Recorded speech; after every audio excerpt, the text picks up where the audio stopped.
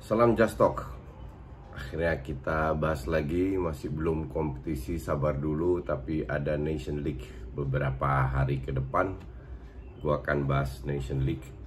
Ada beberapa match penting, cukup bagus. Besok Belanda Poland, terus ntar Belanda Itali juga gue bahas, Inggris, Spanyol, Prancis, kita lihatlah. Pokoknya tiap hari sampai hari Selasa gue bahas terus review. Hari ini Jerman Spanyol. Ya, kalau lu denger Jerman Spanyol, ini udah top dunia. Oke. Tapi untuk fans Jerman, untuk fans Spanyol, ya kalian harus siap-siap kecewa. Karena generasinya 2014 di Jerman udah selesai, finish. Generasinya Spanyol, generasi Iniesta, Xavi udah selesai, finish. Jadi gue berharap sih tetap nonton match yang bagus ya. Ternyata Spanyol itu benar-benar turunkan pemain muda, banyak pemain muda. Yang senior itu cuma Busquets, Navas yang dua-dua diganti di babak kedua, Carvajal, Ramos. Ya itu doang. Ya sama Thiago mungkin 5. Sisanya Rodrigo, aduh ampun-ampunan dah. Ferran Torres ya, so-so. Fabian Ruiz Napoli, Gaya, Pau Torres, ya nggak banget. Dan pemain kayak Carvajal, Ramos sebenarnya juga nggak layak main lagi karena udah lewat. Apalagi Busquets. Navas saja salah satu pemain terbaik di babak pertama tadi, dia bersama Thiago. Tapi Jerman pun ada berapa pemain Munchen yang nggak dipanggil. Pemain kayak Gnabry, Kimmich, Müller, Neuer, udah 4 nggak dipanggil karena mau diistirahatkan. Walaupun Sule main, Sule dan Sané. Terus kalau kita lihat timnas Jerman yang senior ya mungkin Rudiger, Emre Can, Gundogan, Kroos. Udah juga 4-5 pemain yang senior. Tapi pemain kayak Havertz, Julian Brandt nggak dimainin. Bahkan yang dimasukin Matthias Ginter, Serdar, Robin Koch. Nah nggak jelas juga. Ya Julian Brandt nggak dimainin, Kai Havertz nggak dimainin. Tapi mungkin untuk next matchnya. Nah Jerman bermain dengan 3-4-3, di mana Emre Can, Sule dan Rudiger, ya gue bilang sih mediocre ya. Di babak pertama itu justru gue bilang ya cukup membosankan. Kenapa membosankan? Satu, dari sisi strategi biasa banget, dua-dua. Kedua, dari sisi eksekusi, mereka memainkan strateginya itu dua-dua itu old school, dan sehingga terjadi banyak ruang kosong.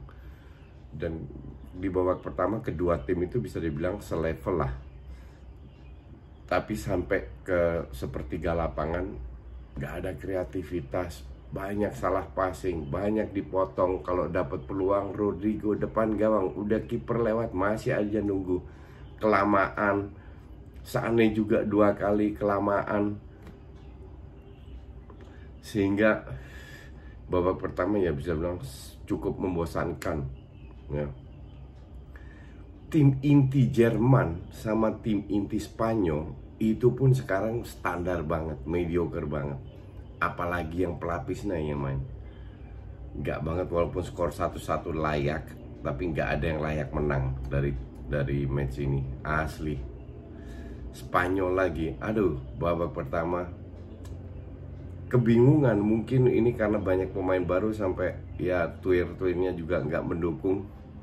Dan kalau lihat turut babak pertama Spanyol udah dapat warning berapa kali lewat. Babak kedua lebih banyak lagi, defense-nya begitu buruk, timingnya untuk kontrol, sehingga pemain Jerman itu gampang sekali, terutama Werner yang kenceng, Sané yang kenceng dilewatin. Cuman ya itu karena Werner membuktikan bahwa dia striker biasa aja, nggak jelek tapi definitely nggak hebat. dari ya dia bekerja keras, bermain kayak apa namanya di Red Bull. Pada saat dapat ruang dia berbahaya.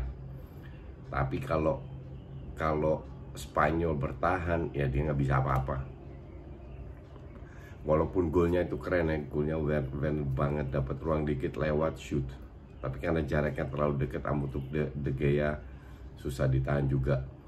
Dan ini satu-satunya apa namanya dari sisi Jerman ya. Mungkin ada 2 peluang lagi yang cukup berbahaya, tapi nggak banyak peluang. Nah kalau lu lihat Spanyol, gila, defense-nya hancur, koordinasinya bener-bener parah. Begitu pada saat di counter tuh bahaya banget loh. Pada saat mereka kehilangan bola, dan mereka kontrol ini tengah, ball possession mereka kontrol, tapi ya nggak juga. Spanyol kehilangan Iago Aspas, Morata, Koke, Saul, Alba, nggak tahu lagi siapa lah, banyak banget yang nggak main. Sebentar aku lihat, nah di bench juga, di bench nih Diogo Llorente, Daniel Olmonya Red Bull, Eric Garcia 19 tahun, Rodri nggak main juga, Ansu Fati akhirnya, Reguilon nggak main juga, Unai Simon, siapa lagi tuh. Golnya Ansu Fati by the way keren. Sayang Ramos bikin pelanggaran sebelumnya, tapi nggak layak menang juga lah. Kalau gue bilang dua-dua tim nggak layak menang, karena dengan beberapa setengah peluang yang didapatkan Spanyol pun nggak tahu ya, nggak ada kreativitas sama sekali. Dan kalau ini strategi diterapkan di tim utama mungkin sedikit lebih bagus ya, tapi untuk berbahaya enggak. Gue tidak lihat timnas Eropa sekarang ada yang mendominasi. Jerman definitely not. Perancis ini ngedrop, beda dengan Perancis yang juara ya, yang juara dunia pun nggak bagus-bagus amat. Sekarang lebih menurun. Inggris lagi biasa banget. Belanda mediocre. Itali harus membuktikan diri, nggak begitu impress juga. Jadi nggak ada satu tim yang benar-benar mendominasi seperti let's say 2014, di mana Spanyol masih bagus, 2010 sampai 2014 lah Jerman bagus banget. Di situ masih kelihatan, tapi timnas generasi sekarang, apa namanya, untungnya ya nggak bisa diprediksi sama sekali. Cuman gue pernah nonton Spanyol beberapa kali bukan di bawah Enrique, di bawah asisten yang sekarang diganti Enrique. Itu keren banget mainnya. Hanya memang harus dikatakan dengan pemain inti. Tapi Jerman dengan pemain inti, kalau Gnabry, Müller, Kimmich main udah beda lah. Kevin Trapp nggak jelek-jelek amat tadi. Ya inilah timnas yang ya gue sebetulnya agak kecewa. Mungkin next matchnya Belanda lawan Polandia besok, gue harap lebih bagus lagi, karena match kayak tadi aduh nggak banget nontonnya asli. Makanya ini video 10 menit aja nggak sampai. Udah, thanks, see you.